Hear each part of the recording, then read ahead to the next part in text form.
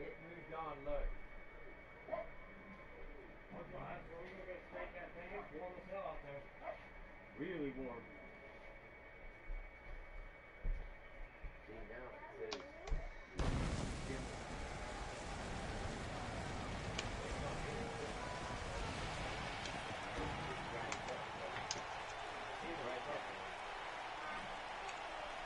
Hello, ladies and gentlemen, and welcome to Apex Wrestling War Games.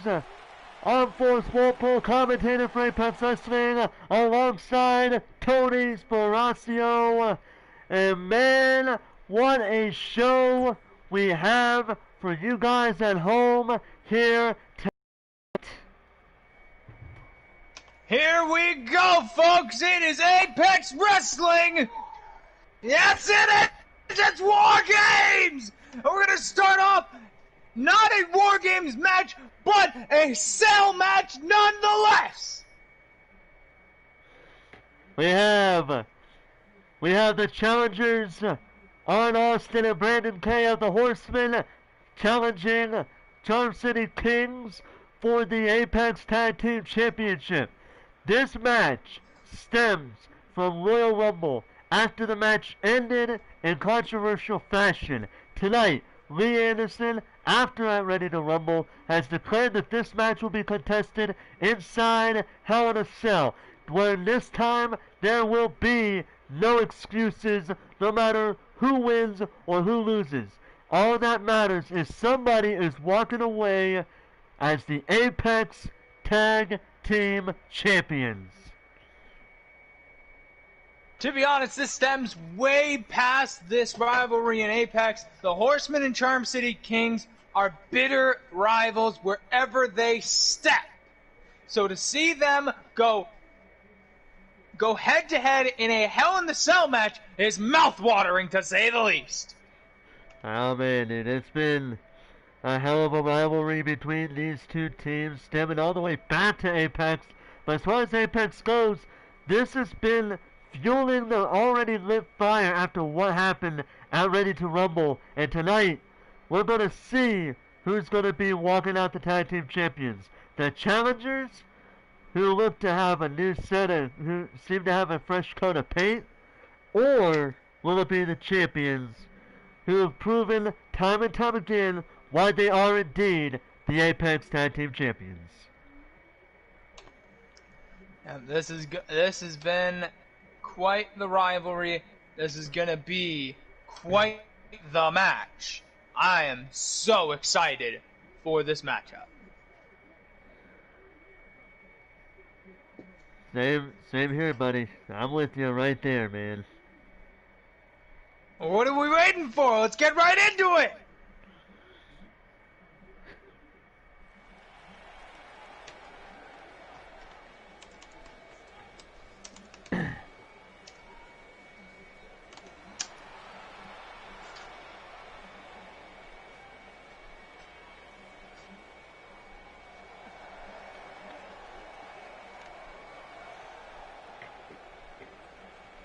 And here come the Horsemen. What a way for War Games to happen inside Hell in a Cell between these two teams. Two teams that have had so much history, with the fact that for the most part it's been in the favor of the Horsemen damn near every time these two men would fight in a tag team match against Charm City. But when they debuted in Apex Wrestling, they were defeated by the Charm City Kings. Then Ready to Rumble happened, controversial fashion. Tonight, it's a rematch of the tag team titles, and this time, there can be only one true tag team walking out victorious, but this time, there can be no excuses from either party. It's either win or lose, and that is it. Will the Horsemen be able to end the monopoly that the Charm City Kings have had over the Apex Tag Team division almost since stepping foot here in Apex Wrestling? And they've had a hell of a time in Apex Wrestling. They've been clamoring to go for the tag team titles, and when they did, it was against Kaiju, Dean Henry John and Henry Jenkins, if I'm not mistaken. And ever since then, they've been nothing short of a damn good tag team, proving why, time and time again, they are the tag team champions. But tonight, will their reign end? Or will the Horsemen's anger toward Charm City potentially cost them this Hell in a Cell match here tonight? We'll have to see. Now, the rules of this Hell in a Cell match is not like the War Games matches later on tonight, and that we saw in the pre-show. There is pinfall and submission. There is no knockout rule. And it is, of course, one fall to a finish. Yeah, exactly. And that's what it's all about, ladies and gentlemen, the Apex Tag Team Championship. And let's hope JoJo doesn't act drunk again as we go down to the ring for her to make the official announcement. All-Star Tag Team Arn Austin, Brandon K. On the way to the ring. At a combined weight JoJo, you're already drunk, Jesus 52 Christ. pounds, Arn Austin. And Where is Brandon Joseph D. Domenico K. when you need him? The Alliance. Arn Austin, Brandon K. And their opponents. At a combined weight of 539 pounds, they are the All-Star Champions, Brandon Ace, and the Beast, Michael Carter, the Brotherhood.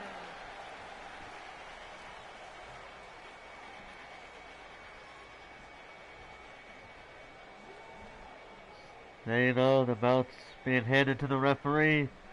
Possibly the night where the Horsemen walk out victorious, but also possible that the Charm City Kings silence the doubters that have been plaguing them after what happened at Ready to Rumble.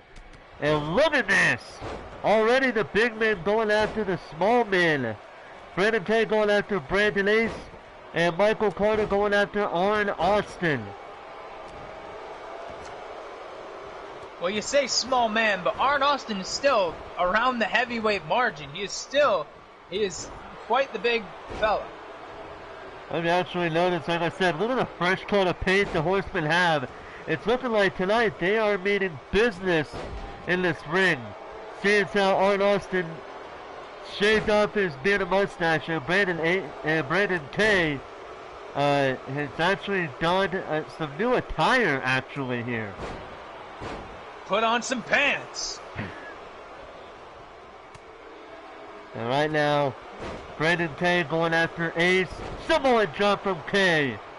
And Michael Carter going to work on Arn Austin. It's only going to be a matter of time, the way I see it. It's going to be a matter of time before the two big men, Brandon K and Michael Carter, fight each other in this ring. Oh, and there's a knee right in the back of Brandon Ace by K. And Michael Carter just continuing to go to work on Arn Austin's leg. The Horsemen, this isn't even their only tag opportunity coming up. In about 3 weeks' time at DVW Silent Night Deadly Night, they're going to challenge WMD for the DVW World Tag Team Champions. Oh man, that match is looking to be a damn good one in my opinion. We're looking to see what happens on that show. Guys, check out Dudleyville Wrestling. Crazy shit happens on that show, just as much as crazy shit happens in Apex Wrestling. And Michael Carter with a gut-wrench suplex to Arn Austin. And Brandon K going to work on Brandon Ace's head, looking to bust this man open. The question truly is right now, are the Horsemen going to walk into Silent Night Deadly Night with the Apex Tag Team Champions?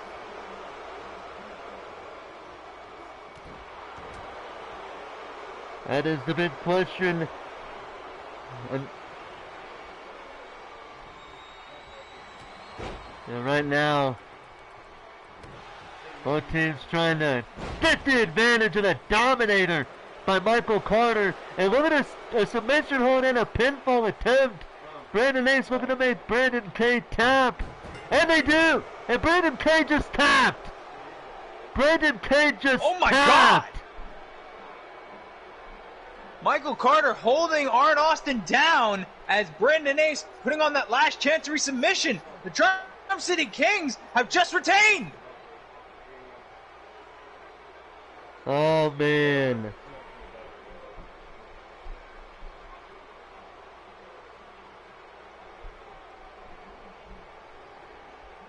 Quite an unorthodox match, but it seems like Charm City was really their game Here are tonight. your winners, and still the All-Star Tag Team Brandon Ace and the Beast Michael Carter, the Brotherhood. Well, the crowd may not like it, but whether you do or not, the video doesn't lie.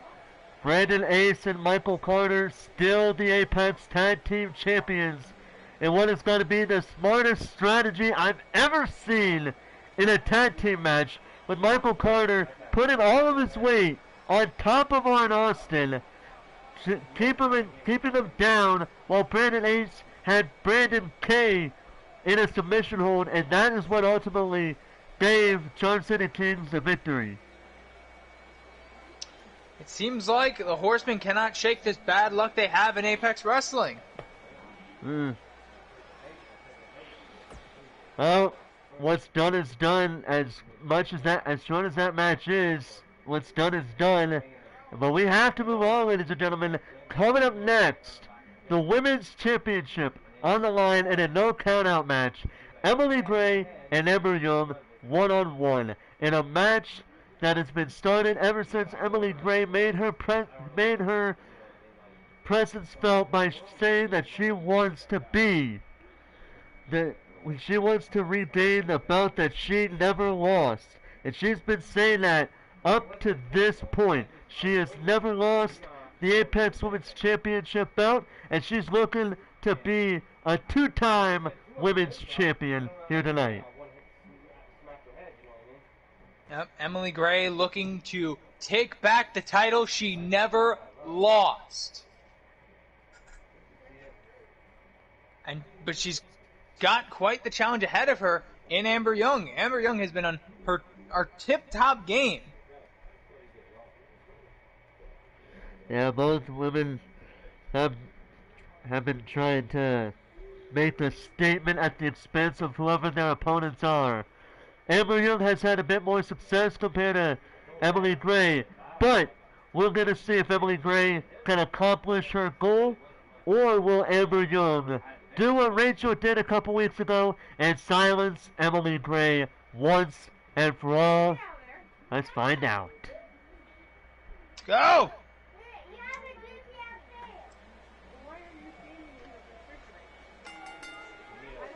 The following contest is scheduled for one fall and is for the All-Star Women's Championship.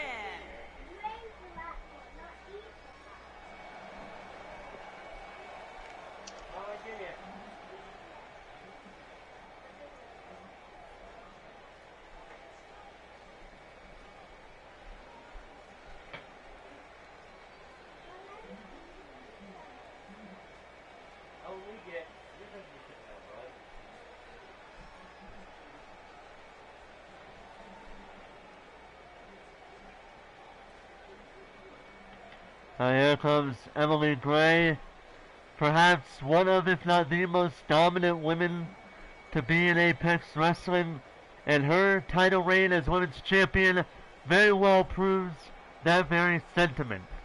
She has gone to be one of, if not the longest reigning champions in Apex Wrestling history, and tonight she's looking to continue her dominating ways, taking the belt off of Amber Young.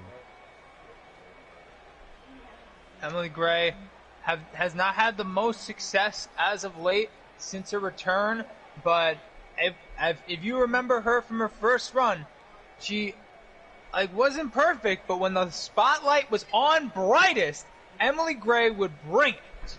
And it looks like she's going to bring it right to Amber Young tonight. I hope Amber Young is ready, because she's going to be put through hell against Emily Gray. Of course, Rachel Jackson barred from ringside. That is a rule that Lee Anderson has made. Unless you are in a tag team matchup for any tag team belt, no manager is allowed at ringside. It's only champion versus challenger. This is stemming from what happened at Ready to Rumble after War Dog kept distracting TK Red, getting himself involved in the matchup. So now, Amber Young has to go out it alone. Rachel Jackson backstage, willing to cheer her partner on, and what is sure to be a crazy matchup between these two women. Amber Young, like I said, in tip-top shape tonight. Gonna look to cement her legacy as the greatest women's wrestler in Apex history. Only woman that has been able to win the Apex Women's Singles and Tag Champion. Almost did it on the same night. Was almost a double champion, but still has that women's champion on her shoulder and is looking to defend it against what people see as the greatest women's performer in Apex history. Yeah, everybody's been saying that. Tonight, Emily Gray looks to support her. You know, go work for her, going crazy with her supporters. Amber Young looks to prove Emily Gray's supporters wrong here tonight. The only question is, can she do it?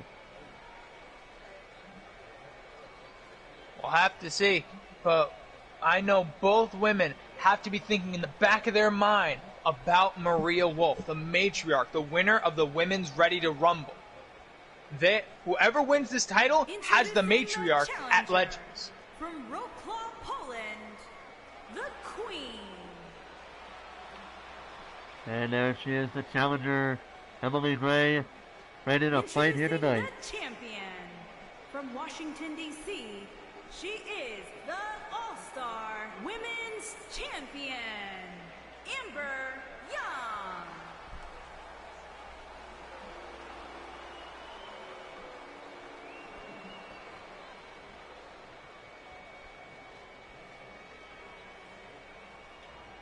As you said, the winner of this match will face Maria Wolf for the Apex Women's Championship at Apex Legends.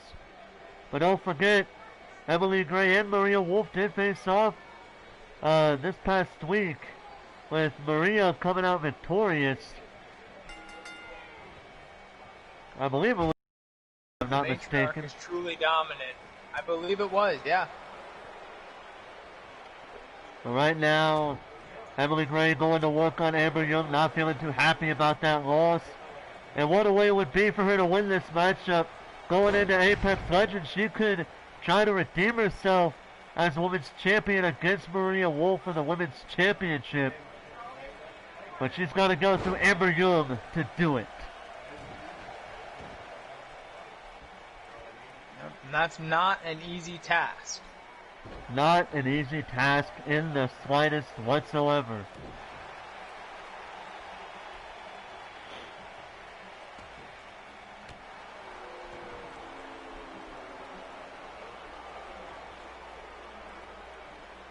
And there you go, Amber Young draping, just dropping Emily Gray throat first onto the top turnbuckle, on the top rope, and stomps her on the back.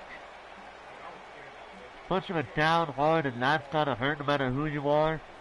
And look at Amber, she's focused here tonight. You can tell by the look in her eyes, she is focused. She wants to be the women's champion. She wants to retain it. And she wants to fight Maria Wolf one-on-one. And look at that submission hold.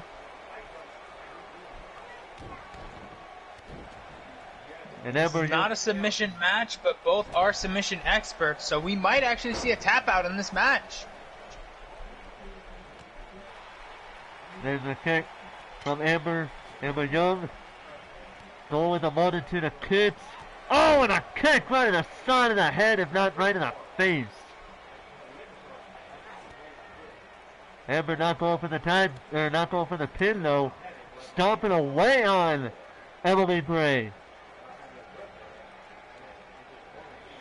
Amber must know about how Emily is when the lights are on bright in women's title matches. She knows what she's dealing with, so she's going to give absolutely everything to Emily Gray. And at the same time, Emily Gray, she's going to try to give everything she has to Amber Young at the same time. And now Gray, what's she going to do here? Back suplex to Amber Young. Picking her up. Irish whip into the corner. What's Emily going to do here? Uh-oh. Irish whip. Oh, counted by Amber. Goes over the top rope. Jumps underneath Amber's clothesline and gets her with a flying clothesline. And now Amber Young in a bit of trouble here with Emily Gray. Now, this is what I was saying when the lights are on bright. Emily is the best at what she does. And there was a cover there after that knee to the face. Amber Young did a quick out just before the 2 count. And now Emily Gray, what you going to do here? Looking to put her in a submission hold. She's got it locked in. Emily Gray's got Amber Young in the submission hold. But Amber Young getting out of it relatively quickly, picking her up and slamming it down. Back first on the ring, almost hit the bottom turnbuckle, and a knee right in the back of the head of Emily. Amber with a cover, and a kick out of 2. Didn't look like Emily got all of that submission hold. And now Amber, went for the kick to the side of the head, but Emily moved out of the way. And now Amber working on the arm.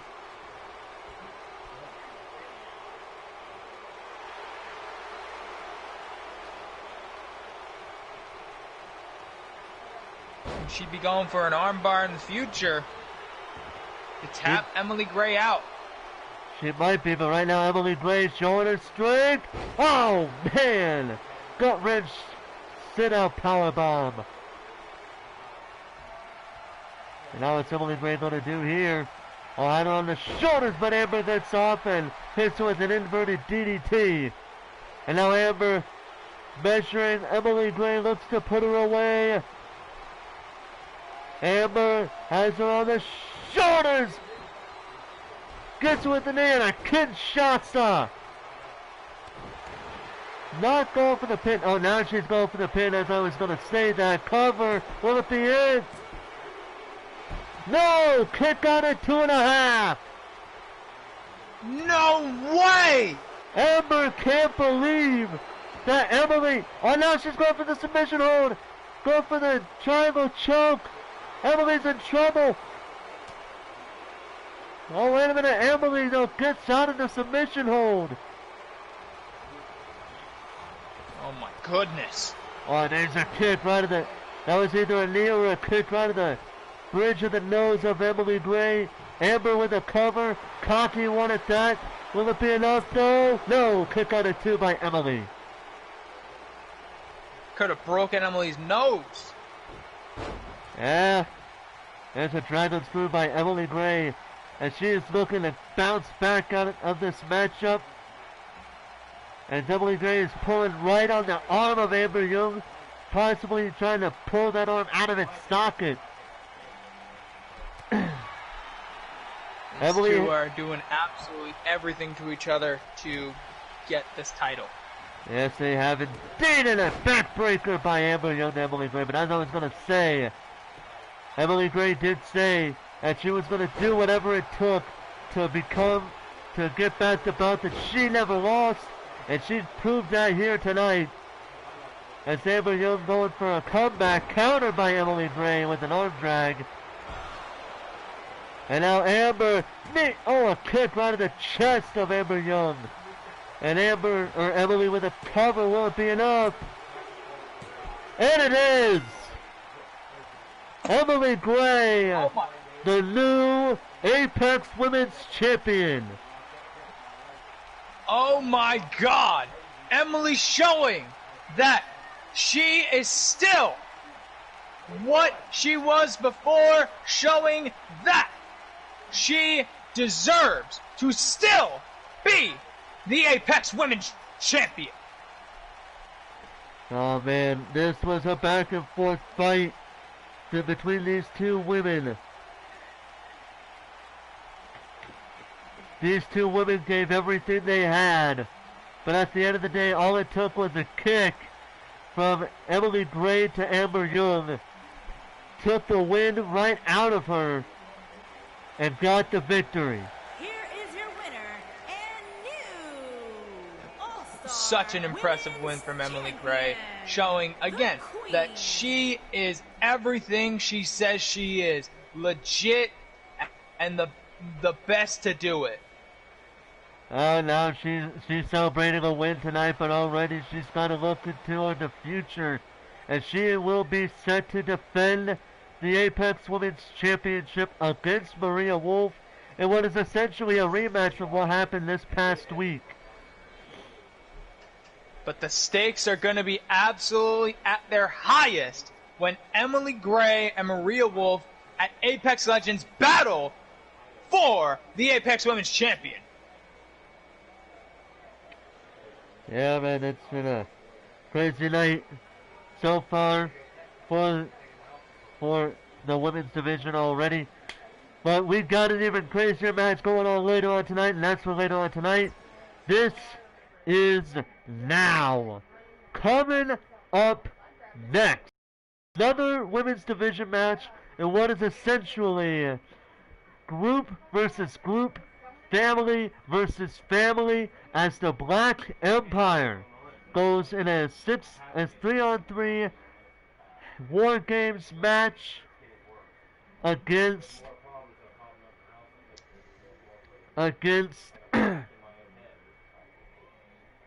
the Wolves of Prey.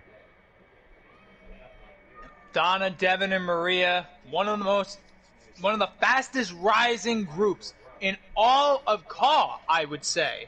Maria, on her Apex debut, won the Apex Ready to Rumble. Donna and Devin, former All-Star Double Starless champion, and despite them not being champions, they still hold on to the belts.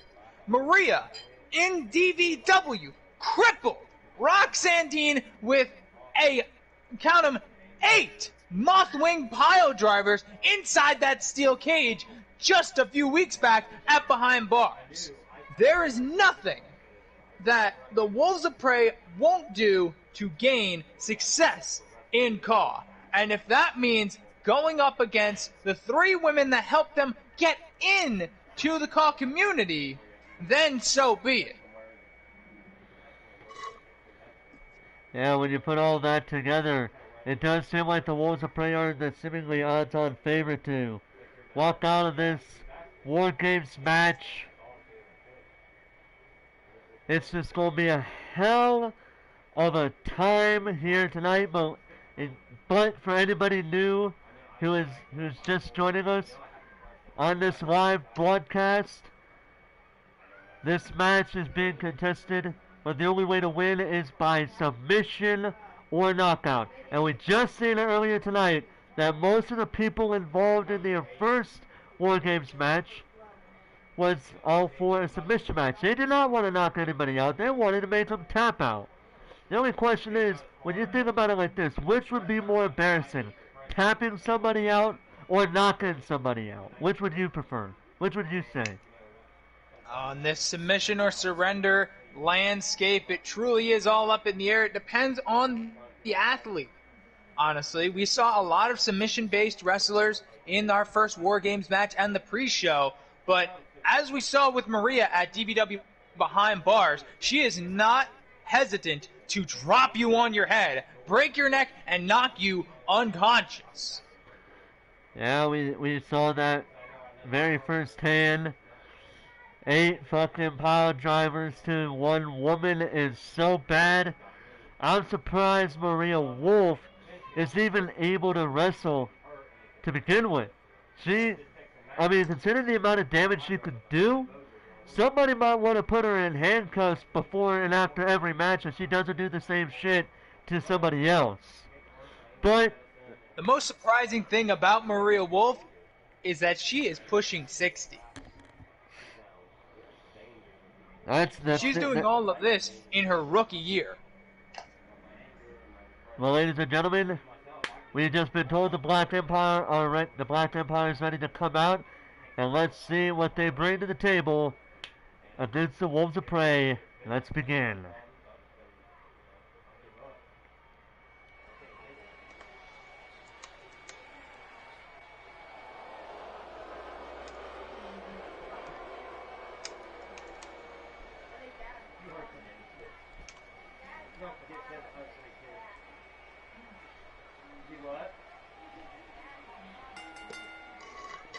Making her way to the ring from Toronto, Ontario, Canada, Ali Black. Well, here we go, a 6-man War Games match.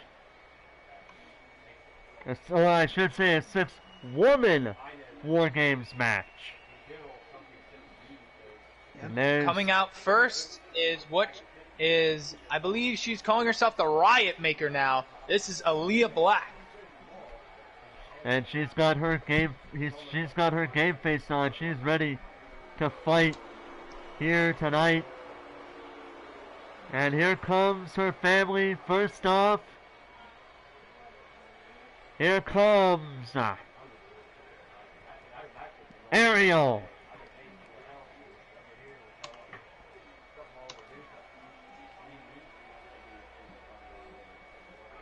Ariel Black, probably the one that most people are taking very seriously outside of Maria Wolf. I believe in this matchup, I believe Ariel and Maria Wolf are the only two women that are to be taken very, very seriously compared to the other members of their respective teams.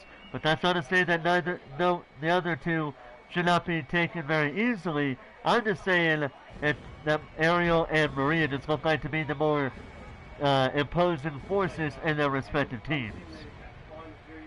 Despite lacking depth perception, Ariel Black truly shows that anything is possible when you want it bad enough. Yes, she has very well indeed. But tonight it's about bragging rights to determine which family is the better.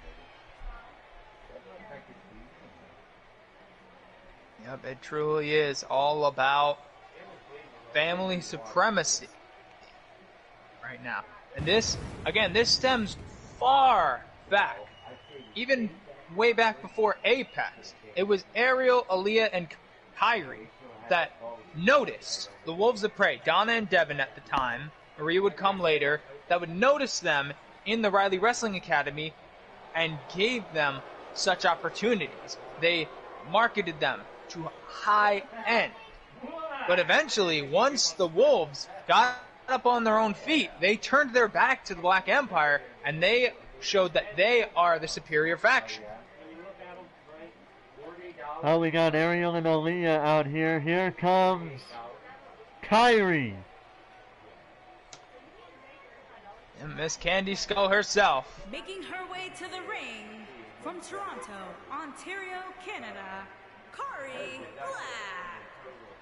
And speaking of the Black Empire, we have known that one of them has a new company, one of them being the owner of Wicked Championship Federation, a very brand spanking new promotion coming out. They released their first event not even a week ago. Check that shit out. It's a pretty good show in my opinion. But tonight, these three women are looking more toward defeating the Wolves of Prey. First, Devin Wolf and Donna. Speaking of, here they come. And here come the Wolves of Prey, looking to make Riley Wolf proud. Looking to let their hoping to see their family bloodline become victorious. We got the Wolves of Prey here tonight. And then in the main event, Riley Wolf is involved in the 6-man tag team War Games match alongside Eric DeVille and Dylan Travis against Lee Anderson's handpicked team of Matthew Moretti, Lance Romance, and Deshaun Walton. Yeah, I'm looking forward to that match. You got to think the Riley Wrestling Academy has been the drills over there have been nothing but submission drills, because War Games again is submission or surrender. So you got to think they've been working on their submissions. Of course, Riley being known to have the cattle mutilation. Yeah. And here comes. And here comes the woman who will be facing Emily Gray for the Women's Championship at Apex Legends. First, from Dudleyville, Maria. The matriarch is here. That match is going to be at the Apex Legends tonight. She's got to be focused on this matchup. She's got to stay focused on taking down the Black Empire. But with the Wolves of Prey having Maria Wolf, some people are thinking this could be the Wolves' match, because with a woman the size of Maria Wolf, there's the possible chances are that you're not going to come out victorious.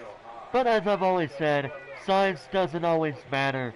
Sometimes it's the strength, even though Danny versus War Dog pretty much disproved my theory to a certain extent. And of course, the matriarch has been nothing but successful since stepping foot in any promotion she has gone into. Recently winning the All-Star Wrestling Television title, and so many more. There's not anything that Maria has not done in such the short time that she's been here.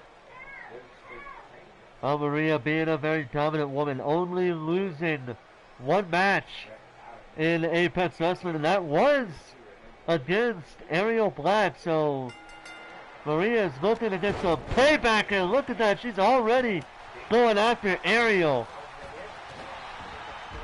While Donna's going after Kyrie, and Aaliyah was going after Aaliyah. And Aaliyah was going after Devin. Yeah, but look at in the ring. Only in the ring we've got Ariel and Maria. One-on-one in the ring as Maria just sends Ariel Black over the top rope down on the floor. I believe the only woman in Apex currently to defeat Maria Wolf is Ariel.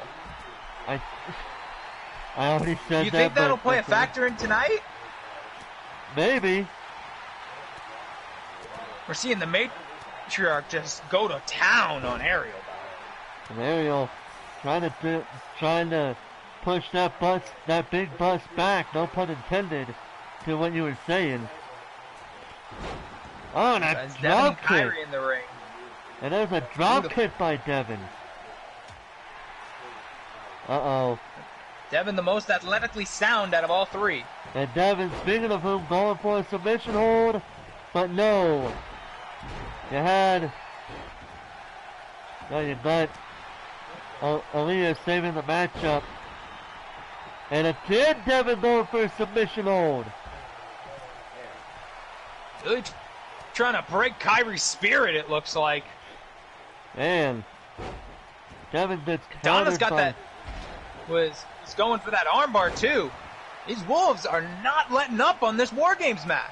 Oh, hell no. And can you really blame them? I mean, they want revenge for Maria after she lost to Ariel Black not too long ago. And look at this. I definitely agree there. This stems far before Apex, though. I know, but we're talking about recent memory. And look at that. It was almost looking to be a 3-on-1. It stalled on one of the members of Black Empire, but now it looks like Maria is the one out of the ring as Devin and Donna are in the ring, trying to get things back into it, and now look at this. I don't know, what the hell is Ariel doing? Just standing there. I think she figured Aaliyah could get out of that submission hold, so she did nothing. Hoping to prove a point there. Yeah, because now it's Donna that is on the short end of a three-woman advantage. And there's the German suplex. In comes Maria. As she was trying to save the matchup for her team from a submission hold. And now Ariel going back to work on Maria.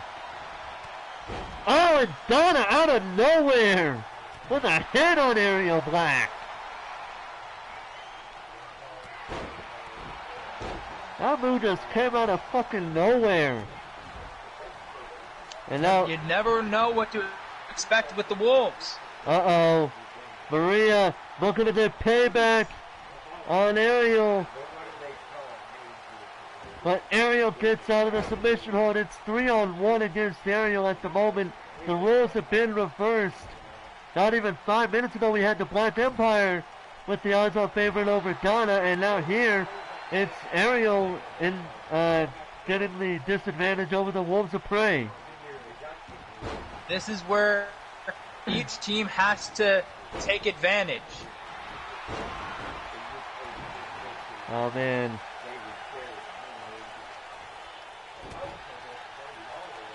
And now look at this. Donna now. Wait a minute. Did they just say that Kari just got knocked out? Who the hell just got knocked out? Oh. I think Donna just slammed Kyrie's head to the mat, and the Wolves just won. Wow. What a shocking upset. That's just the fact that the knockout just came out of freaking nowhere. That in itself is a shocking moment. Here are your winners. Definitely, you never know what to expect with these matches. And Oh no, wait a minute. Wolf. I think, no, it was not a knockout. We're looking at the replays. That was Ariel tapping to that Boston Crab by Maria. Wow. Yeah, I had to look at the replay to see what the hell happened. It almost looked like they got knocked out, but it looks like the submission hold. It's going, of course, this match is going to cause some controversy because of that finish. But the history books will not lie. The Wolves of Prey were victorious in this 6-woman tag team War Games match. What happened, happened. All we can do is just move on to our next match. Let's go. And our next match is a match that in itself has been shrouded in a bit of controversy in itself, as Kurt Carter looks to challenge JD Rec and looks to become a 3-time Intercontinental Champion. Kurt Carter truly has become the face of the Apex Intercontinental Championship position. JD has taken over the Apex Intercontinental Championship division in this recent times, showing it off at DVW, flaunting it up with his DVW Next Gen Champions. He's coined his nickname of JD Two Belts, and he's looking to keep the train rolling here tonight as he takes out the man that he took the belt from in Kurt Carter. Oh, this match has been stemming from Ready to Rumble after JD Rec became the Intercontinental Champion, and both Carter and Jacob Helms were not too happy with the fact that JD Rec was involved in a match that they felt he had no business in. Now Lee Anderson decided to put the two in a match to determine who would get some form of revenge against JD Rec, and as you can tell, Carter became victorious, and now he's looking to make history by being a 3-time Intercontinental Champion. Will he do it though? Let's find out. Let's go. Yeah, I think he's gonna actually that's good. It's sure gonna be had 3 of them that I picked to line up. The following contest is scheduled for one fall and is for the All-Star Intercontinental If you Championship. wanna look at go after that, how you navigate back to there. And just kinda look around.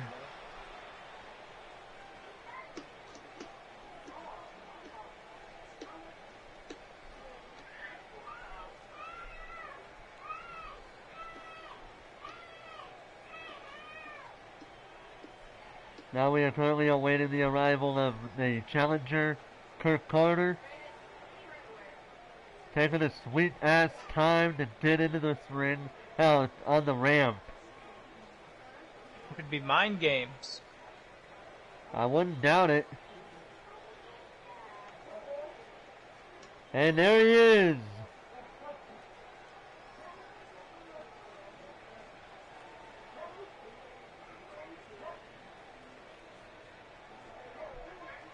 Kurt Carter, ready for this fight for the Intercontinental Championship in a no count out match.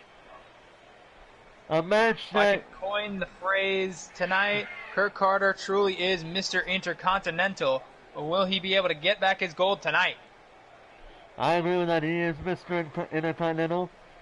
And it is a good question if he will become a 3-time Intercontinental Champion.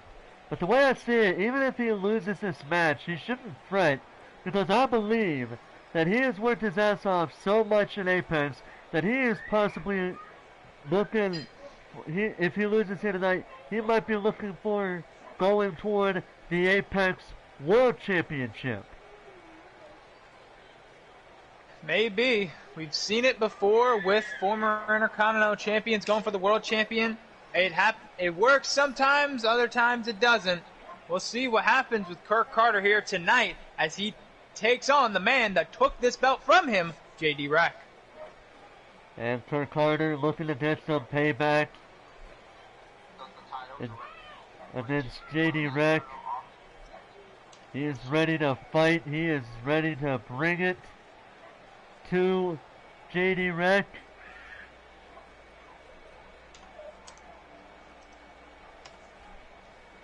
Speaking of...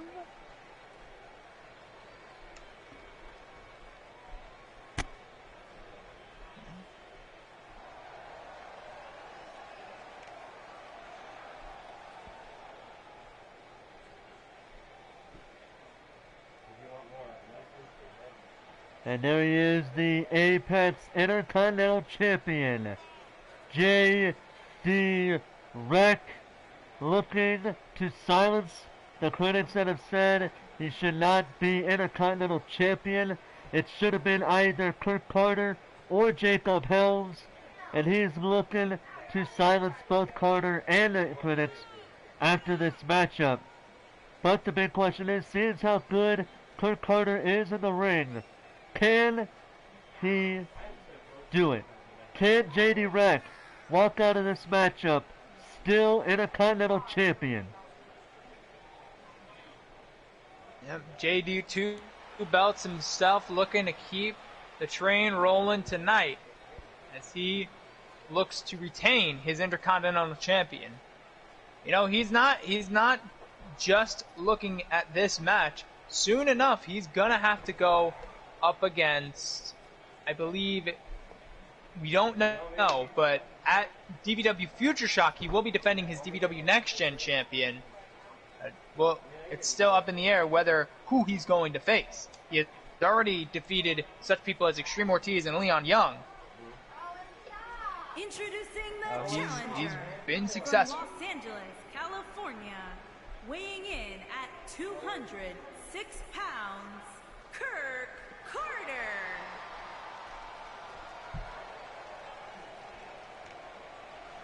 Introducing the champion from Harlem, New York, weighing in at 230 pounds, he is the All-Star Intercontinental Champion, The Voice, JD Rex.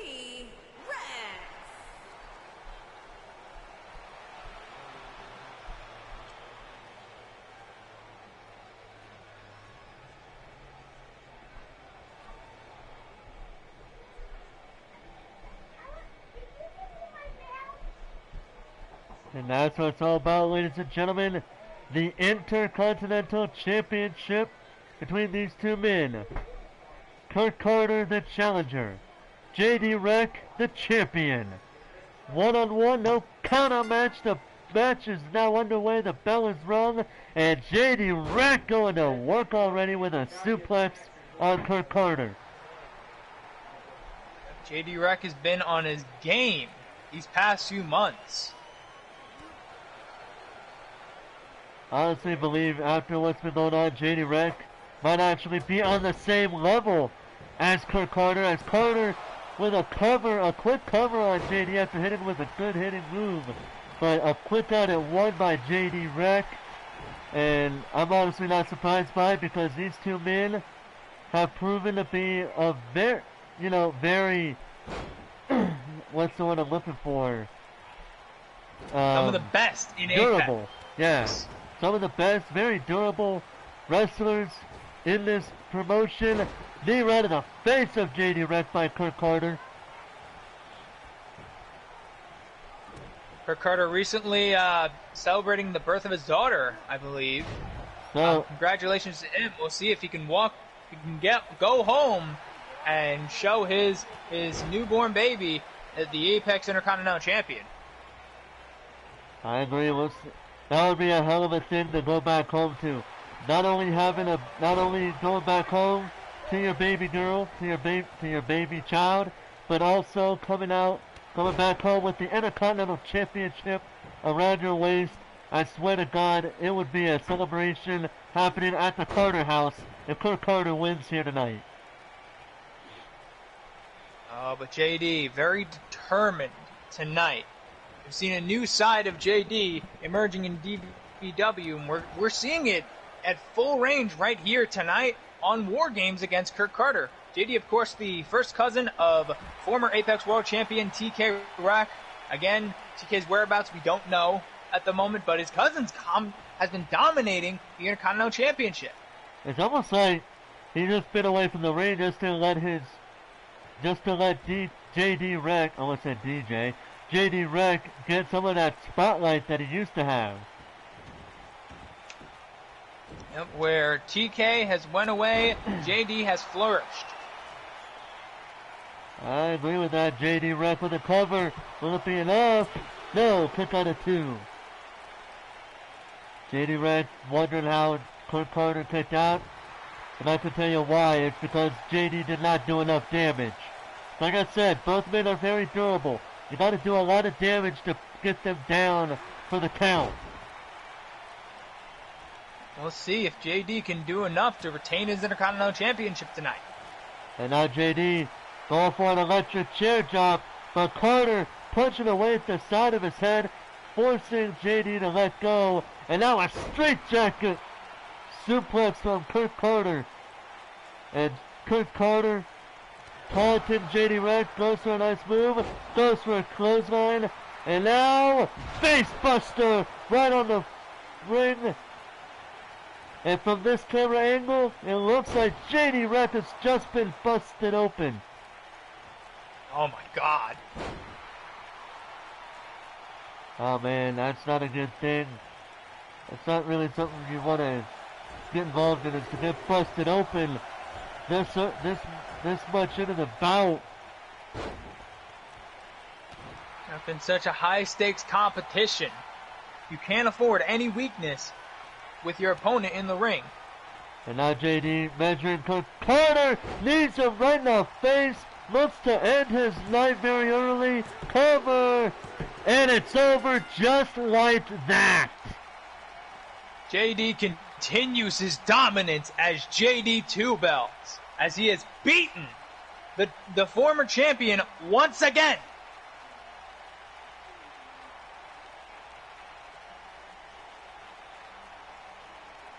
Well, as sad as it is to see Kurt Carter not be a champion, going home to celebrate being champion alongside celebrating the birth of his baby child.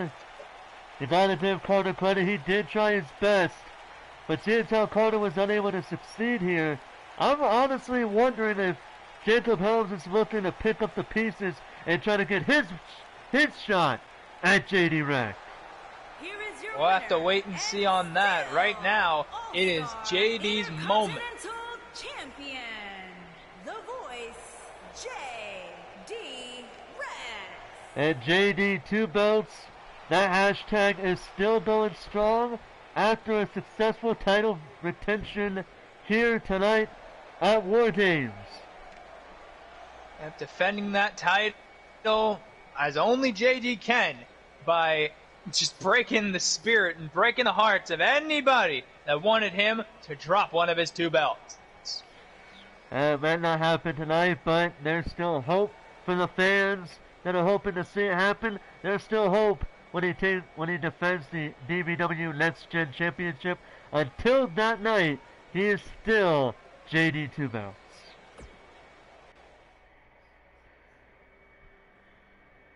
And now, ladies and gentlemen, the matchup we have been waiting for. A tag team matchup for the Apex Women's Tag Team titles in a match that has been nothing short of a controversial rivalry that has been going on ever since Cassidy Blake left Reckless Intent. And then the big question was who was the owner, who was the true holder of the Apex Women's Tag Team titles. Anderson ultimately decided to vacate the championship in order to determine who really is deserving of the tag team titles. Yep, as we're going to see Cassidy Blake reunite with Whitney Quinn to bring back Fire and Desire as they are going to challenge Reckless Intent.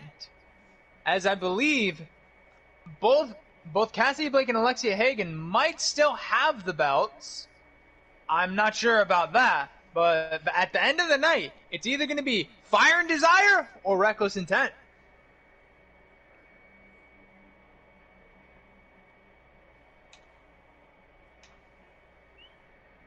This match, probably the most personal matchup to say the least, outside of the main event that we have here tonight. But as tonight has shown, this is a no count-out match, of course, for the Apex Women's Tag Team titles. Even though Apex does have a no count-out rule. There's been too many controversial finishes due to countouts, so Apex has just thrown the rule book out for countouts.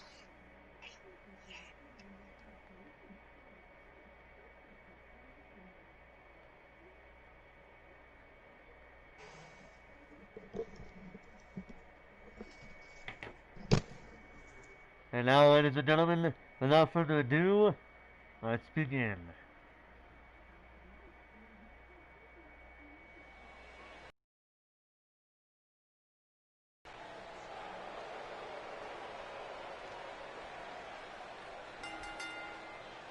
Introducing first, from Boston, Massachusetts, Cassidy Blake. Oh, Cassidy Blake and Whitney Quinn, they are a tag team in this matchup, but they both have agreed to come out separately. This matchup has one hell of a story behind it, and like I said, it started after Cassidy Blake decided to leave Reckless. And at first, originally, Reckless came out with a contract that said that since it was under their name, that the title match victory that Cassidy and Alexia Hagen had was under the Reckless name. They felt that they deserved to be the women's tag team champions. But then Lee Anderson ultimately, sometime later, decided to vacate the women's tag team titles to see who will be the clear-cut team with the Apex Women's Tag Team Championship. Yep, and what a way that we are going to crown it by reuniting an old Apex tag team in Fire and Desire. At Fire and Desire, these two broke it off and decided to break up as a team. And Cassidy Blake, formerly Crystal Quinn, decided to change her name to the name it is now. But for the first time in months, these two women are setting their differences aside, even if it's just one night only, to take out Reckless Intent for the tag team titles. Oh, this is very exciting.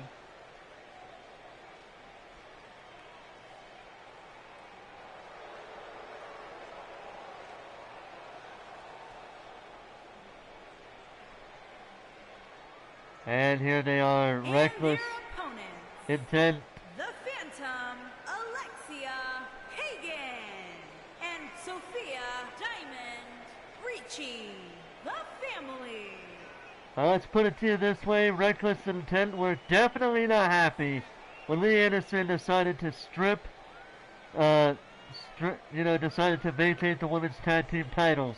Because in their minds, they are the rightful champions of the women's tag team division. But Anderson decided to play it safe and see which of these two teams would be walking out the tag team champions. Whether you liked it or not, you gotta admit that was a pretty good call from Lee Anderson to a way to settle this score once and for all. Yep, well, we'll see what happens when Reckless Intent try to get back those tag champions. Alexia Hagen and Cassidy Blake, technically still former Apex Women's Tag Team Champions, but gaining these new partners, they're going to have to, only one can walk away with the titles. Well, Sophia Ricci and Alexia Hagen do have, before this matchup, they did have one tag team match under their belt. I completely forget who it was against, but they did prove to be a pretty good tag team, and already a last chancery this early in the match by Cassidy Blake to her former partner Alexia Hagen, and this is a hell of a way to get this match going. It definitely is. Seems like Cassidy is in that mood that everybody else needed to be in, and that is submission offense.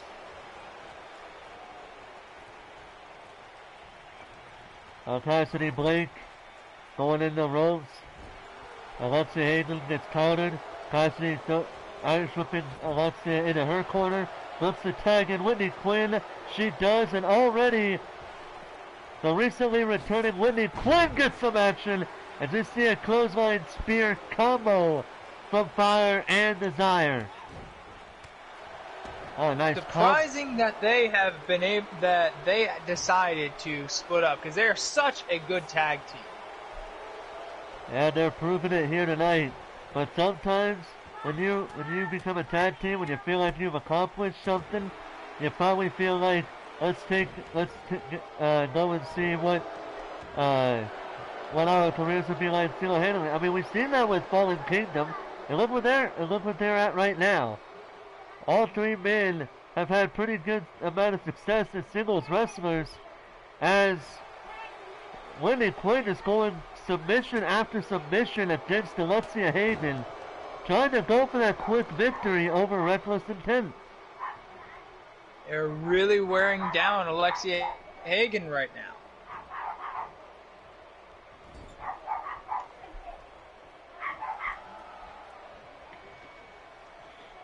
And now, Reckless going for a nice double team maneuver, and there goes Whitney Quinn after that hellacious tag team maneuver. And Quinn, I'm honestly surprised she is conscious after that. Yeah, that was quite an impact that Quinn had. Yeah, two hard-hitting moves back to back. Did not knock her out, and Oh, went for a bicycle kick. Whitney countered her and gave her a kick right in the back of the head to Sophia Richie. Did not get that bicycle. And now Sophia has Whitney Quinn where she wants her.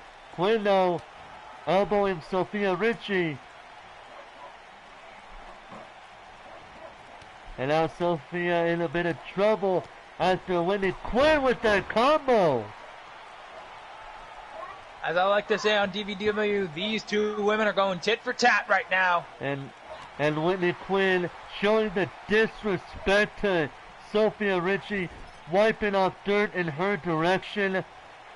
I don't know about you, but the last thing you want to do is disrespect somebody like Sophia Richie, because when you disrespect a woman like her, you're cruising for a bruising, not gonna lie. Definitely agree with you there. Sophia Richie, despite her size, is quite an angsty little girl. I hope she didn't hear you. She'd probably take the knife and cut your tongue out for calling her a girl. She is a woman. And now, oh! Double team, oh! Backbreaker with the knee right in the face of Whitney Quinn. What a combination there. And, well, you gotta think about it. Look at what Reckless Intent is doing. Very smart strategy. Keeping Whitney Quinn at bay from tagging in Cassidy Blake, who looks to be the odds-on favorite to carry Fire and Desire to victory here tonight. Truly isolating Whitney Quinn, preventing any tag team maneuvers. Oh, there's a drop kick from Alexia Hayden. A second one. Ducks underneath Whitney's clothesline and gives her with a nice flying cross body right to Whitney Quinn. And now Alexia Hayden. What's she gonna do here? Inverted twist of fate to Whitney Quinn. And Alexia not going for the tag. That might be her downfall there. Not going for the tag as she goes for and swing it for a 360 knee to Whitney Quinn. Ducks underneath Alexia's clothesline. At this point, I would say Whitney, gaining the control of it, she needs to make a tag to Cassidy Blake. She truly does, but Alexia is preventing it from happening. An inverted DDT counter from Whitney Quinn. And now Quinn measuring Alexia Hayden. Looks to put her away. Oh, countered by Alexia. Oh my goodness. And over the top rope goes Whitney Quinn. And now Alexia, whoa! What the hell? A hell of a move going over the top rope. Able to get that move right on the Whitney Quinn. Cassidy trying to get involved. Alexia telling her back the fuck up. And I think what a corkscrew plancha there by Alexia Hagen. And I think Alexia Hayden's her back is looking to take it's taking a toll after the fact that she tried to pick up Whitney Quinn, but she dropped her just shortly after picking her up. So I'm starting to think could have pulled a muscle in that plancha. Oh! Face first on the apron goes Alexia Hayden. Remember, no count-out rules here. And no count-out rules here. Exactly. That way we can't have another controversial moment like the... Uh-oh. Is Alexia going to... Oh, I thought she was going to do what I thought she was going to do. I always thought she was going to send Whitney Quinn right through the barricade. And I almost looked like that was going to happen. Did not, though. And now Whitney trying to go for a slap in the face of Alexia Hayden. And Alexia with a nice gut wrench belly to belly.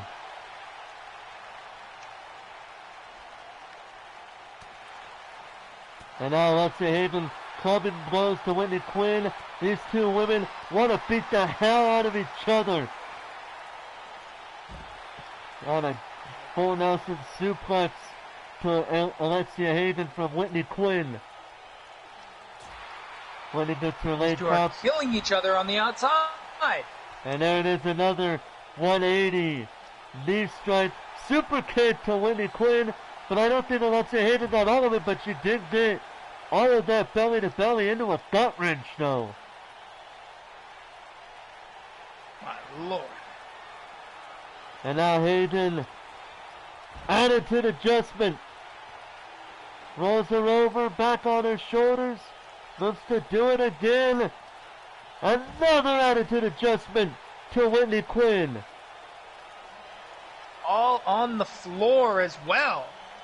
And these two women want to beat the holy hell out of each other, trying to prove who is the better tag team between Fire and Desire and Reckless Intent, who is truly deserving of the women's tag team titles once and for all. And a face first into the post goes Whitney Quinn. But Quinn still fighting back as she throws Alexia Hayden into the post, and Alexia gets her face hit on the pole. That's a hard-hitting pole, whether it's LED lights or the real steel. Oh, and a tag to Sophia Richie, and now Richie going to work. Uh-oh. Oh, caught. And there we go. Oh! Kicks her right in the chest. And Sophia Richie with a hard-hitting move, and now Whitney Quinn looking to put Sophia Richie away. Oh, and Sophia Richie pushing Whitney Quinn right off of her. Uh-oh, and now... These two teams are giving each other absolutely everything. Well, honestly, I would say it's more like Whitney Quinn giving everything she has to both Sophia Richie and Alexia Hayden. She's yet to make a tag to Cassidy Blake. And this match has been all Whitney Quinn when it comes to Fire and Desire. And I'll cover. Oh, and Cassidy Blake saving the matchup for her team when it was shown that Whitney Quinn probably might not kick out. She saves the matchup for her team. And Sophia Richie now, what you gonna do? Uh-oh. Oh! Damn, a figure four pull. A figure four leg pull right there, the way I'm looking at it. What a leg snap there. Whitney has got to tag into Cassidy. And I know she wants to show her worth after losing her match on Ground Zero, and she does. She has to make a tag to Cassidy Blake. She has shown how much of a wrestler she could be.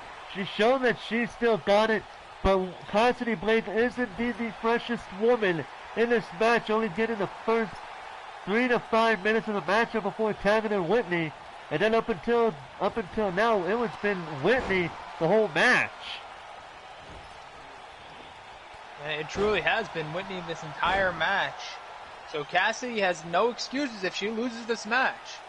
And now Sophia Richie measuring Cassidy Blake. Uh-oh. Oh! The same move that put away Whitney Quinn. Will it put away Cassidy? Cover? No! Kick out of 2. I am surprised. Actually, I don't think I would be really surprised, actually. Cassidy Blake is still first in the Daisy. I was going to say, I just said not too long ago, she's the freshest woman, and you're saying you're surprised she kicked out? Really? I guess you're doing a bit more of the... You're doing a bit more of the stuff on there. I swear to God, I mean, hell, you got a whole pile of it right there. I have no idea what you're talking about. Oh, roll over cover by Cassidy. Oh, roll over by Sophia Richie. Oh, and now these two women. What's going to happen here? Oh, roll over by one. Oh, kick out of 2 by Cassidy Blake after a multitude of rollover counters by both women. And now Cassidy Blake going for a landslide, but now they're going for the cover. Alexia Hayden wanted to make the tag. Sophia Richie says, nah, I know you want to tag in, but I think I got this. And look at this. Oh! Elevated neck breaker there from Sophia Richie measuring. Cassidy Blade looks for the finisher a second time. Could that be it? Oh, I think the referee said there's a rope break on that one. Interesting. Referee able to see the hand under the rope. Well, the arm was pretty close to the rope, but we're not sure from our angle if it indeed was under the bottom rope. But we will take the referee's word for it unless we see a good replay showing otherwise. Uh-oh. Referee's word truly is final here. Uh-oh, now Cassidy Blade measuring Sophia Richie. Going for the drive-by kick! Oh my God! Almost took Sophia Richie's head off. And there's a cover by Cassidy. Oh, he got him! Willie Quinn saving Cassidy Blade from having Sophia Richie. Oh my God, we got new Apex Women's Tag Team Champions! Fire and Desire on their return matchup have taken the gold! Oh man. Dude.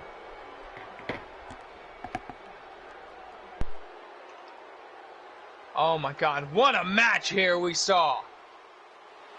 Here are Two teams your gave it winners, absolutely Cassidy everything.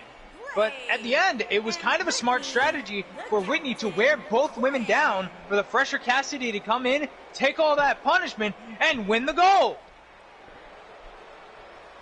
Is it really right?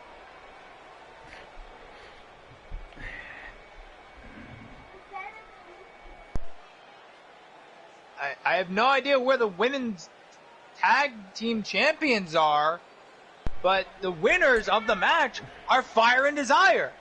But where are the belts? Your best is as good as mine. I don't. Oh, Well, no. I guess we'll figure it out. Now I see that the belts are coming out here. They're giving them to them. But Wait a minute. Oh my God, wait a minute. That's the Wolves of Prey. what? They're attacking the security. They're bringing the titles down. They just no. stole the title. Oh, come on! Are you kidding me? Those thieves! They've stolen another set of tag titles! Oh my God! Are you kidding me right now? The Wolves of Prey, after, I guess, feeling good about their successful win, just stole the women's tag titles!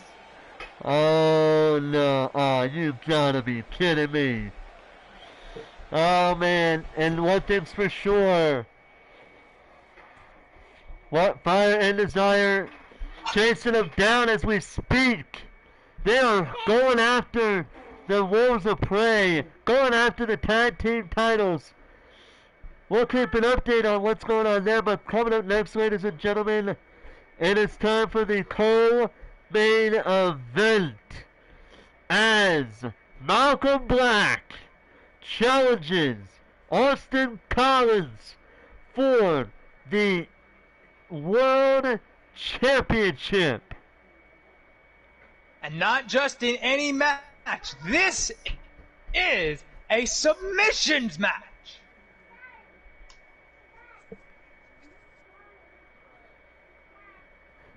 Excuse me. Bless you there. This has been quite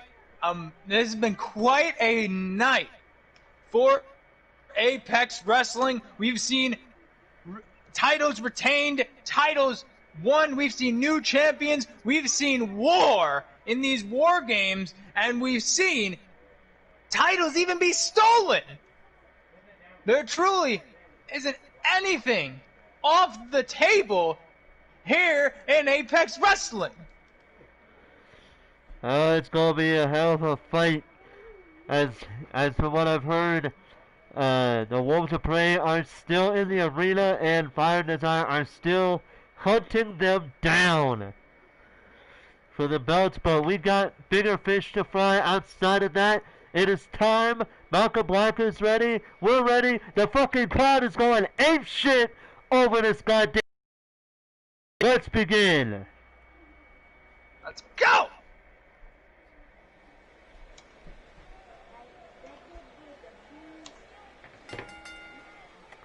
The following contest is a submission match and is for the World Heavyweight Championship.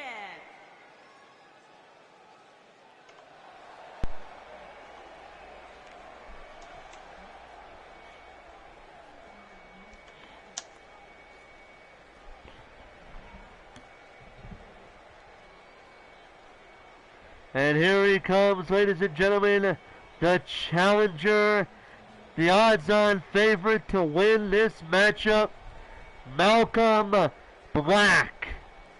In my opinion, to beat Malcolm Black shows how much of a damn good wrestler you are in my book. Malcolm Black, a former GPW champion, former GPW Intercontinental Champion, go anywhere. I think he's the current GCA Extreme Champion. Wherever you go, Malcolm has had gold there. Yeah, that's 100% correct. But tonight, he's looking to add another World Championship belt around his waist, that being the Apex World Championship. And from what I've been told through my earpiece, Riley Wolf, even though he's getting ready for his matchup that's coming up immediately after this match, he is watching this match very, very carefully. He's looking to see who of these two men, whether it's this man Malcolm Black or the champion Austin Collins, who will be the man he will be facing at Apex Legends for the Apex World Championship. We'll have to wait and see. This is a highly sought after match, what everybody's been waiting for. I believe these two are even family. I believe first cousins, if I'm not mistaken. Yeah, they are indeed family. We'll see what happens when these two get in the ring together. Well, let's set the scene of how this match came about. Malcolm Black won a number one contenders match a few weeks ago on Apex Wrestling, and then he would have Dante Hex, a member of Blackwire, which Malcolm Black is a member of, and he had Dante Hex defeat War Dog, where the winner of that match, the person who they were representing, would pick the stipulation. Malcolm Black chose a submission match. So, Austin Collins has a lot to work for, trying to take Malcolm Black's matchup and turn it against him one-on-one. And speaking of him, here comes the world champion, Austin Collins. And I'll let you have your say in a moment, but I gotta say, what a journey Austin Collins has had up to this point. Started off as a man who, if you was to go back in that time when he was starting out and you said to him and to the crowd that he was going to be world champion, I bet he would probably say you're joking, and the crowd would probably be laughing their asses off. But here he is, after his attitude change, he won the world title, and now here he is taking on, in my opinion, one of the best, if not the best wrestlers in the car community. Yeah, Austin Collins has been here since the very first season of Apex Wrestling, before even the brand split. The first ever brand split, he's been here. He's gone through so much change, reunited with his father despite not wanting to, finding out that his cousin is Malcolm Black, and of course the most important thing, rising up the ranks to become the Apex World Heavyweight Champion. And that's what it's all about, the Apex Women... the Apex World Heavyweight Championship! From Toronto, Let's get the word from Ontario, JoJo. Canada, weighing in at 237 pounds, Malcolm Black.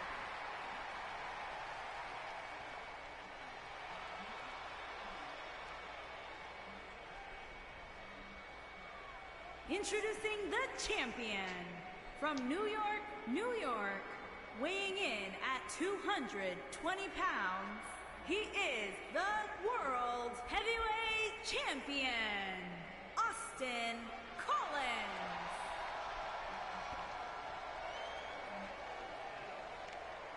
Collins.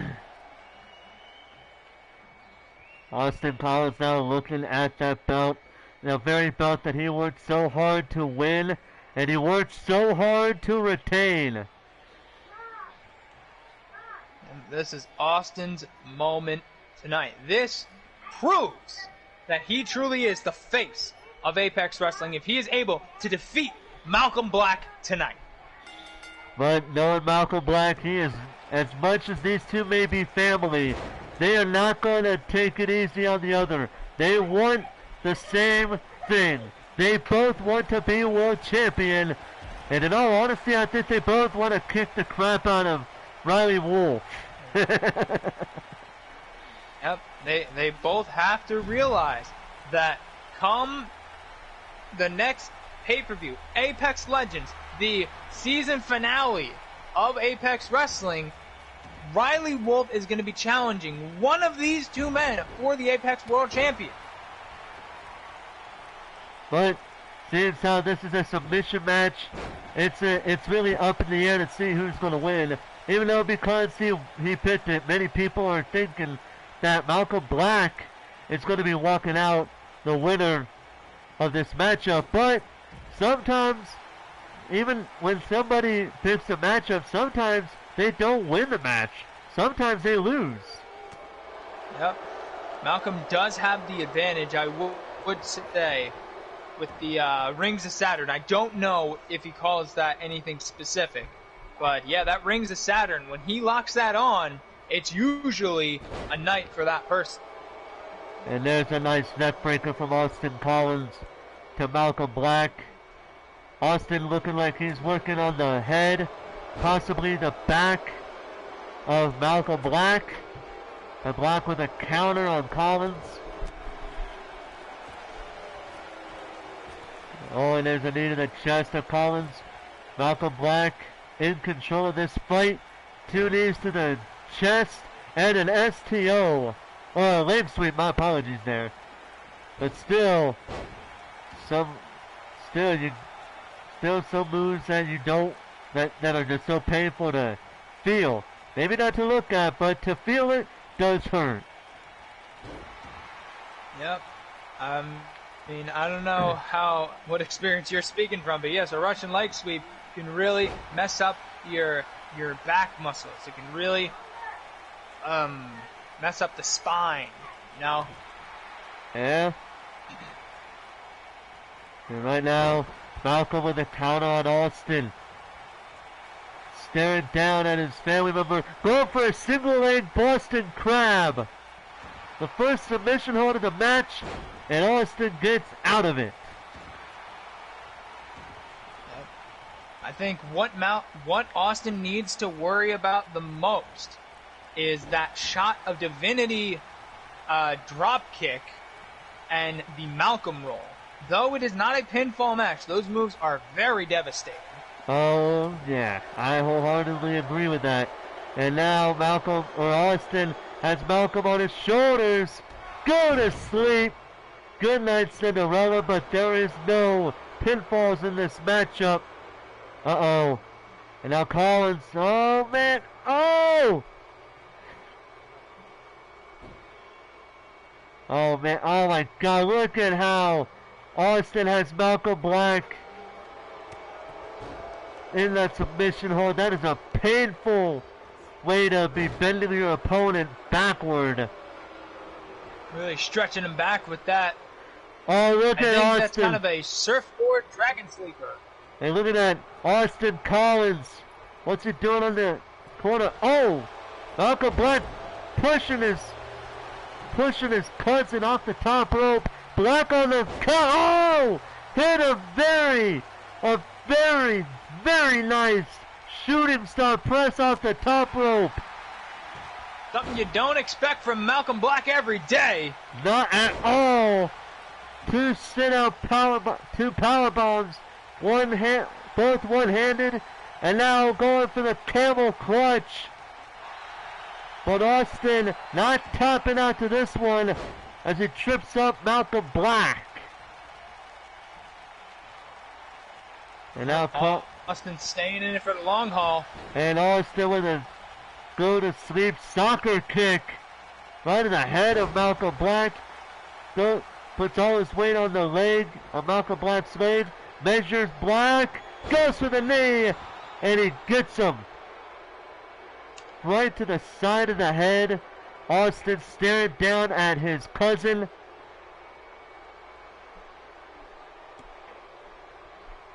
That might not be a good idea for Austin Collins to do. This isn't a simple one-on-one match. This isn't a non-title match. Your belt is on the line. When you see your man down, you don't just stand there. Oh no! Oh, he's got that submission hold in. Malcolm Black, but Austin just getting out of it after 3 elbows. Able to get out of that Rings of Saturn submission. Oh, went for something there. Malcolm counted him, and Malcolm with a full Nelson suplex to Austin Collins. But as I lost my train of thought there after all that just transpired. But I was going to say that Austin shouldn't be standing around. He should be taking advantage of the situation. He should have gone for a submission hold, regardless of if Malcolm got out of it or not. I definitely agree with you there, and Malcolm has been able to take advantage because of it. And Malcolm went for a stump puller, but Austin gets out of it, and now Austin has Malcolm on his shoulders. Good night, Cinderella, and it looks like, I can't tell from my angle. Oh, we gotta see if let's confirm. Uh-oh. Oh, now Austin. Oh, no. Oh, there it is. Yep, Malcolm's been busted open. Malcolm might tap here. No, he doesn't. Surfboard Dragon Sleeper, it looks like. No. He did not tap out. Austin, surprised that his cousin did. Oh, a brain buster. Right at the top. And look at Austin Collins saying, all part of the plan, what I'm doing. And now Austin going to work on his cousin. What's he going to do here? Oh, he's scratching at the forehead. Scratching at the already busted open trying to open forehead. Up that wound. Oh, and an elbow. Right in the face of Black. Uh-oh, now Austin. Oh, that might be it for Malcolm. Will Malcolm tap? And he does! Malcolm Black tapped out! Austin Collins! The crowd is silent! Austin Collins just defeated Malcolm Black in his own match! Oh my God! Austin Collins showing everyone why he truly is the face of Apex Wrestling! Oh my God. The crowd is silent. They cannot believe that the man they felt was going to be the odds-on favorite lost this matchup. Here is your winner and still heavyweight champion, Austin Collins. Well, it's confirmed Austin Collins will be Wolf for the Apex World title at Apex Legends. A true testament. This is going to be father and son. It's a true testament to see how far Austin Collins has come.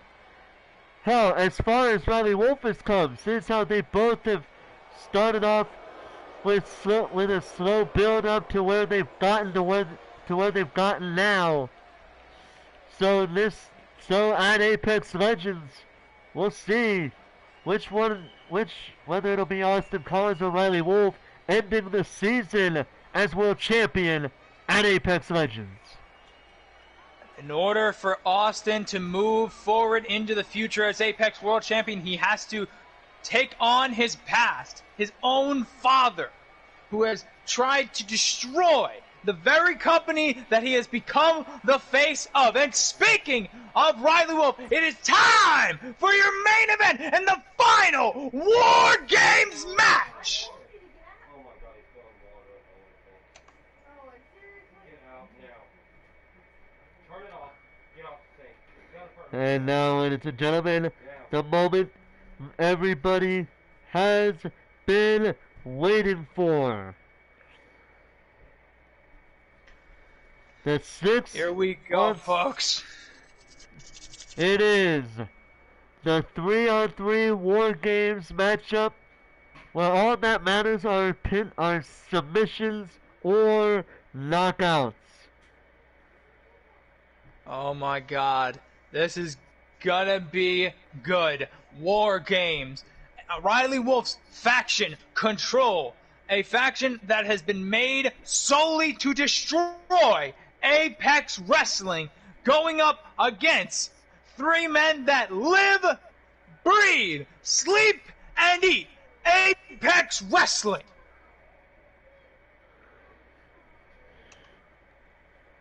This has been a very personal matchup ever since Riley Wolf got stripped of the Apex World title by Lee Anderson. Ever since then, Riley Wolf has gone crazy, going to the point where he's hacked. He's hacked into Anderson's personal account on Twitter. He's hacked the damn show one way or the other. He has done everything in his power to try to put an end to Apex Wrestling. And while he might still have a chance if he loses here tonight, but he might have a chance to do so at Apex Legends, even if he loses here tonight.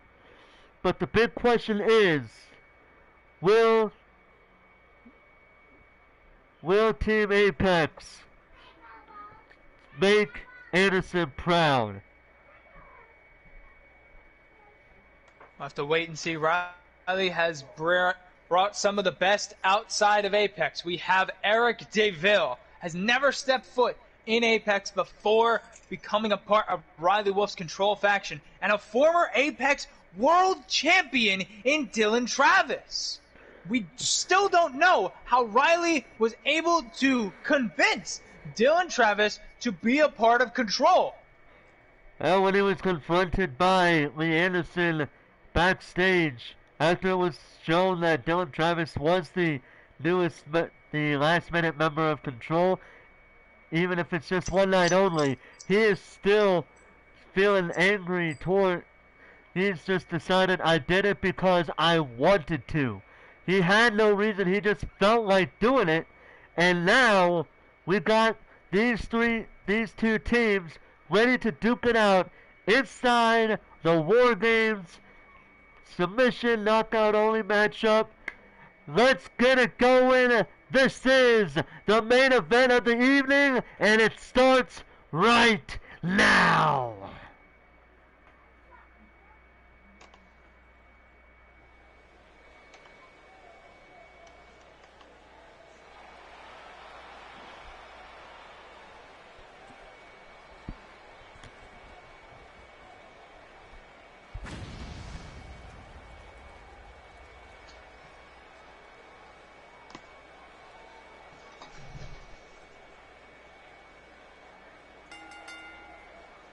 Making his way to the ring from Rome, Italy, weighing in at 216 pounds, Matthew the Maverick Moretti. Well, you can tell how important this match is for Matthew Moretti. The fact that he is not coming out here with his gladiator attire, he's coming out here with a tank top and some pants, says how personal this match really is. Yep, Matthew Moretti, actually a student of both Riley Wolf and Lee Anderson's. A graduate of the Riley Wrestling Academy, but has not liked what Riley has tried to do to the promotion that made Moretti famous. Moretti is a former Apex World Champion. He is a standard bearer of Apex Wrestling. Not only that, he has won the DVW United States Champion and is currently the GPW Television Champion. Moretti, despite a lot of his training coming from Riley Wolf, he has disagreed with Riley's philosophy about Apex Wrestling. Don't forget, he's also a former GPW Cruiserweight Champion as well. That is correct. And now, here he is tonight, putting the honor of Lee Anderson on the line against Riley Wolf and his two members representing Control. Making his way to The honor of Apex is on the line for these three men. Weighing in at 325 pounds, Lance Roy Mann. And here comes Lance Romance. This man shocked the world when he came out and returned to Apex Wrestling, representing Apex Wrestling, and I believe this is because of the history that Lance Romance and Riley Wolf have with each other.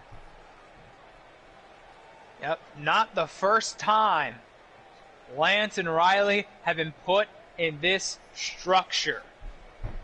Lance Romance, I could be naming his accomplishments all day, like the GCA Commonwealth Champion, GPW Intercontinental Champion, Revenge United States Champion, the current DPW World Heavyweight Champion, but none of that matters tonight because Lance Romance is here for the honor of Apex Wrestling. And now Lance Romance.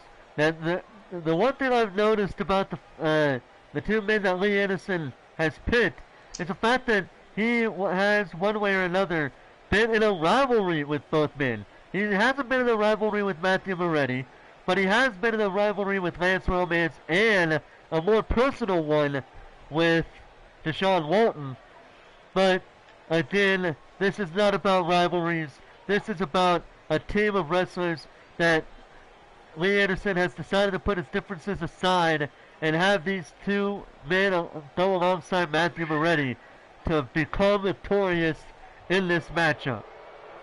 A wise adage is the enemy of my enemy is my friend, and Lee Anderson has done that in full strides by looking towards two men that he knows probably more well than anybody else he knows. And again, what all three of these men have in common is their love for Apex Wrestling, despite Deshaun Walton being accused of hacking Lee Anderson's Twitter. He stood tall, he stood strong, and wore Apex on his sleeve. Lance Romance was a former Apex general manager, the first general manager of Apex Warzone, and of course Moretti, a student of Lee Anderson, has lived and breathed Apex from the very beginning of his career. Well, from what I've been told through my headset by Lee Anderson, it seems like Matthew Moretti has changed some with his moveset since between the last time we've seen him and here tonight. We'll see. I mean, going into this match, you need to have a certain mindset going into this. You are going into war. So you need to fight like you are at war. And that, I guess we are going to see that in full force when it comes to Moretti.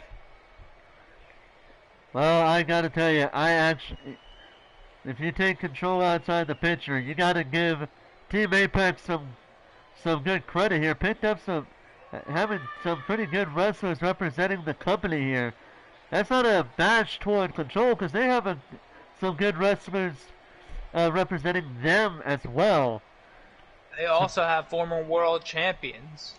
I think every single man in this match, at one point or another, has held a world champion in a major promotion, including Apex.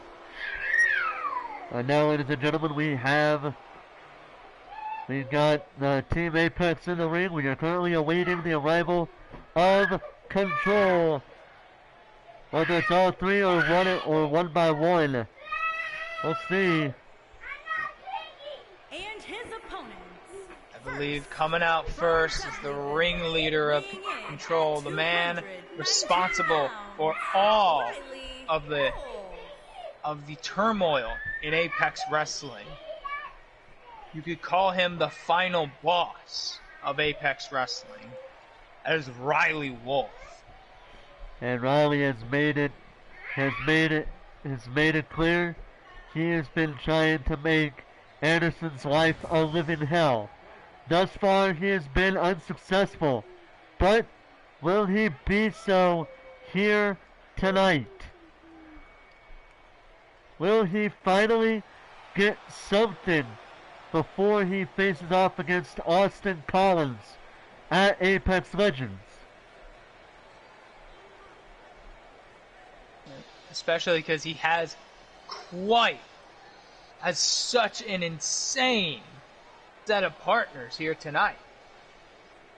He has a former GPW World Champion, Hardcore Champion, United States Champion, I believe current ROV, World Heavyweight Champion, in Eric And his DeVille. opponents. First, from Manhattan, New York, weighing in at 205 pounds, Eric. Well, Eric DeVille.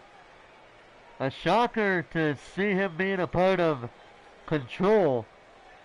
But you gotta admit, this is a pretty good pick for Riley Wolf and his team of Control mates representing the group.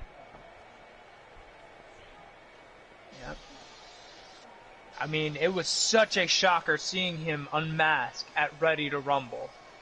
The first time we've ever seen Eric DeVille in Apex Wrestling, and he was aligning himself with Riley Wolf and this movement.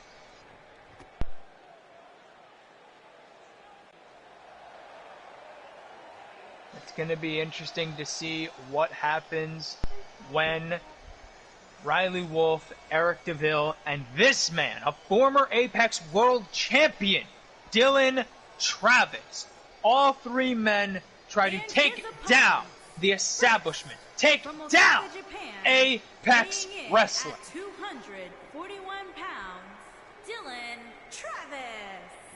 Oh, Dylan Travis. Hey, Travis. Ready. He has underwear. He has underwear. Ready for this matchup. Rowdy crowd.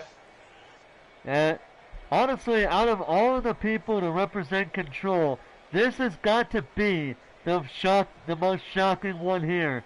If it wasn't Lance Romance, it definitely was Dylan Travis. Dylan Travis, we have not seen in Apex Wrestling for a long time. Nearly a I believe year, it was. I think. Was it Chase for the Gold? His final appearance? I believe so. It was. I believe so. And so much has changed in Apex Wrestling since then. So will Dylan Travis actually be able to keep up with this new generation of Apex wrestlers?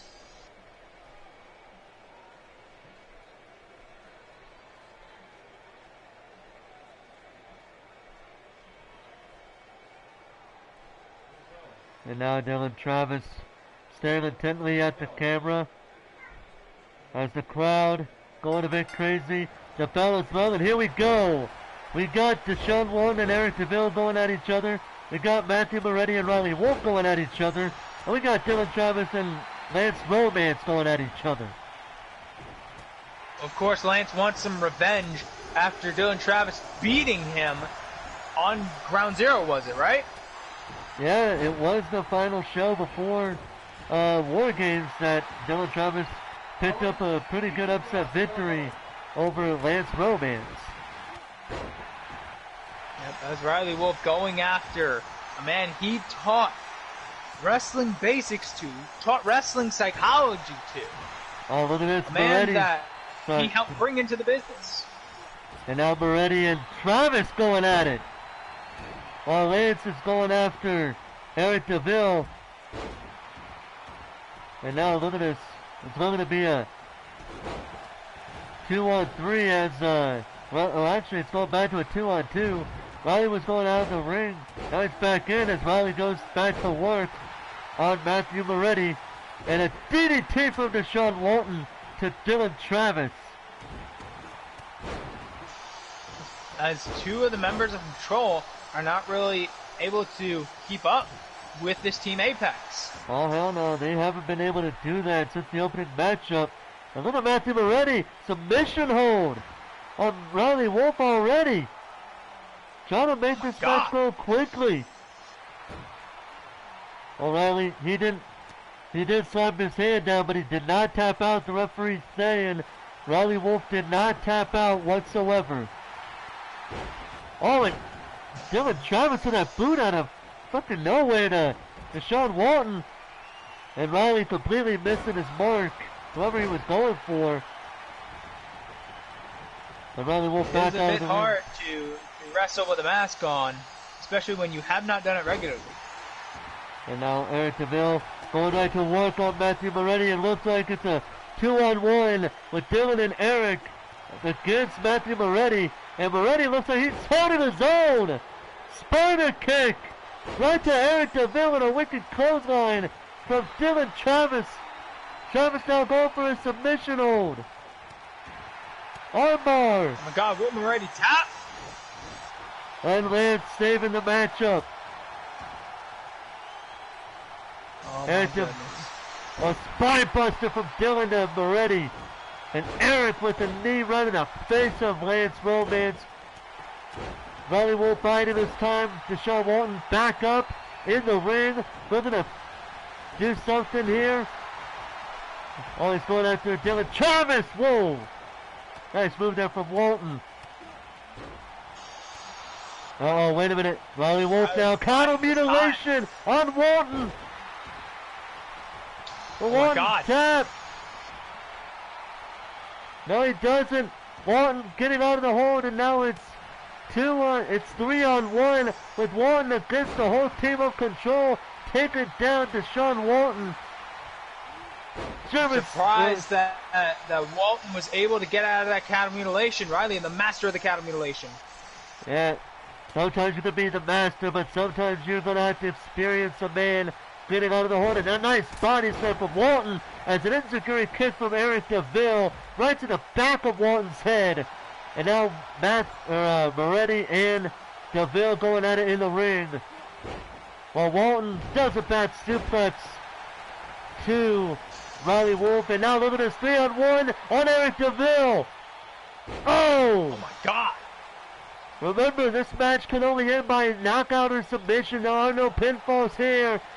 Lance, knee to the back of it. And Lance Romance is calling for it. Matthew and Deshaun know what he's going for. Going for the triple powerbomb off the middle rope to Eric DeVille.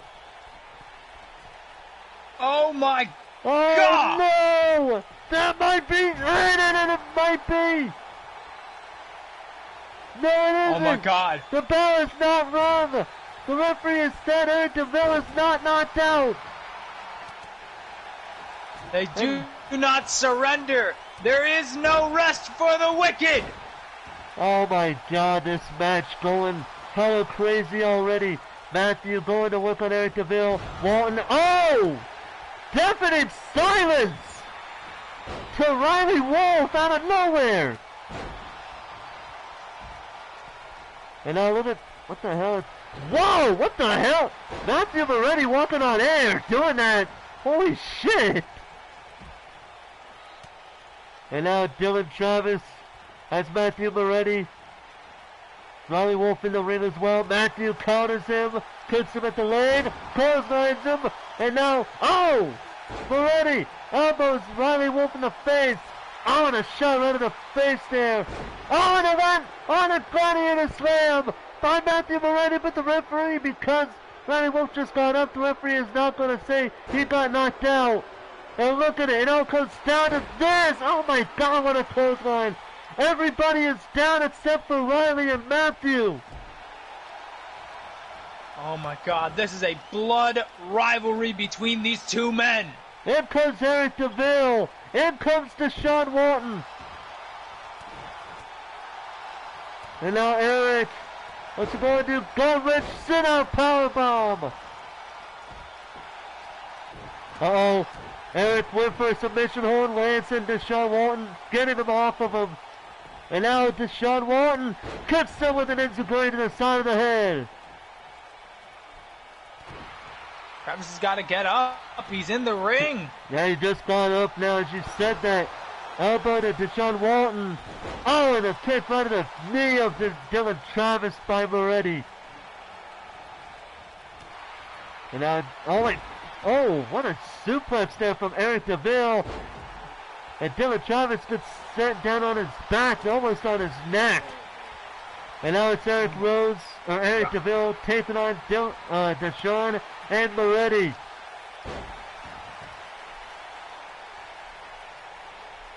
Moretti taking a breather. Deshaun Walton. Eric surprisingly holding his own. Oh, Moretti does a dropkick on Eric as he was going for a deadlift German suplex. Riley Wolf's just starting it out, and there's a knee. Right to Eric DeVille. And now Matthew Moretti going for the submission hold. Looking to put Eric DeVille away. Will he tap? And he taps! Eric DeVille Oh my taps! God! Oh my God! They did it! Deshaun Walton cut Riley Wolf at bay. And Matthew Moretti gets the victory for Team Apex by way of submission. God Wow! damn, what a back and forth match we witnessed between these two teams. But in the end, Apex Wrestling once again reigns supreme over Riley Wolf and his Control members. Here are your Oh my winners, God. A valiant effort by Control, but when you love a company as much as these three men love Apex Wrestling, it truly is just a matter of wills. Well, as I said earlier in the night, it's not all bad for Riley Wolf.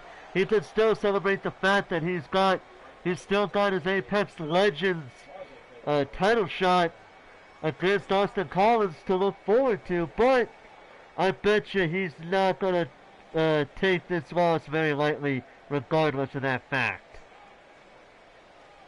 We'll see what happens next time on Apex Warzone. And with that being said, ladies and gentlemen, that is going to do it for us here tonight at... Are you going to do... War Games! And we hope you guys enjoyed, and until the next episode of Warzone, I'm fucking up the names. I'm Forrest Walpole, he's Tony Sparacio, and we say good night to you from the UD Arena in Dayton, Ohio.